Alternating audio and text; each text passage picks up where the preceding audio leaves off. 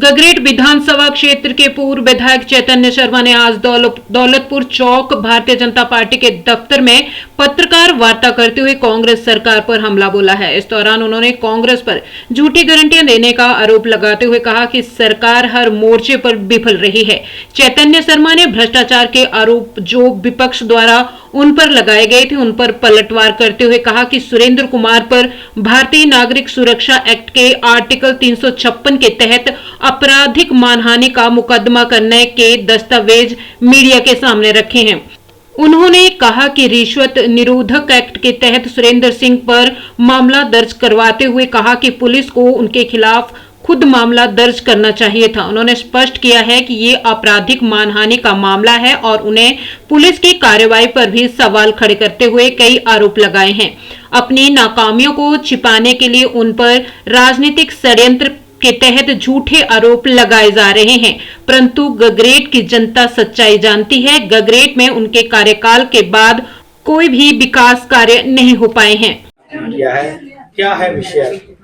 जी बिल्कुल, आप सभी को मेरी तरफ से बहुत बहुत नमस्कार। सबसे पहले तो आज का जो हमारा कोर एजेंडा था वो था कि जिस तरीके की हमारी प्रदेश की वित्तीय स्थिति दिन प्रतिदिन बद से बदतर होती जा रही है उसके ऊपर अपना मंतव्य रखना, और साथ ही साथ में जब हम गगरेट की बात करते हैं पिछले 6 महीने में कांग्रेस के जो हमारे विधायक हैं और जिस तरीके से यहाँ पर हमारी होप्स और एस्पिरेशंस थी हमारे क्षेत्र के युवाओं की, हमारी महिलाओं की और हमारी गगरेट की जनता की, उस पर जिस तरीके से पानी फेरा गया है उसके ऊपर विचार विमर्श करना बहुत ज़रूरी था। और पार्टी के कार्य के साथ साथ और जो हमारे उद्देश्य हैं और जो हमारी सोच है उसको बढ़ावा देने के लिए जो हम कार्य कर रहे हैं उनके ऊपर प्रकाश डालते हुए ये भी बात होनी बहुत ज़रूरी थी कि पिछले 1 हफ्ते में जो राजनीतिक षड्यंत्र के चलते एक पर्सनलाइज अटैक जो मेरे ऊपर भी करा गया है उसके ऊपर भी सवाल जवाब होना बहुत ज़्यादा ज़रूरी था। और जहाँ तक प्रदेश की वित्तीय स्थिति की बात करी जाती है, नौकरियों की बात करी गई थी, रोजगार के सेक्टर को आगे बढ़ाने की बात करी गई थी, आज प्रदेश सरकार के पास एक चीज़ बुक्स पे दिखाने के लिए नहीं है। जैसे मैंने कहा 2 लाख नौकरियां जो हैं उससे ज़्यादा नौकरियां ख़त्म कर दी गई हैं। आज इतनी बुरी हालत हो गई है कि जब उच्च न्यायालय का ऑर्डर आता है तो हिमाचल भवन को नीलाम करने की बात करी जाती है। 18 होटल बंद कर दिए गए हैं, टॉयलेट टैक्स लगा दिया गया है, म्यूनिसिपल एरिया में 25 रुपये एक सीट का देना पड़ेगा।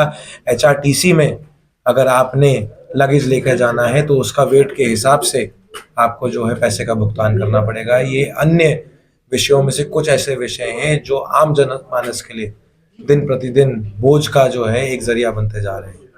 अगर हम गगरेट की बात करते हैं, चाहे मैं शिक्षा की बात करूं, रोजगार की बात करूं, हेल्थ केयर की बात करूं, सिविल अस्पताल पिछले 6 महीने से वहीं खड़ा हुआ है। अगर मैं एथनॉल की प्लांट की बात करूं तो एथनॉल का तो भी किसी को सुनने को नहीं मिला है।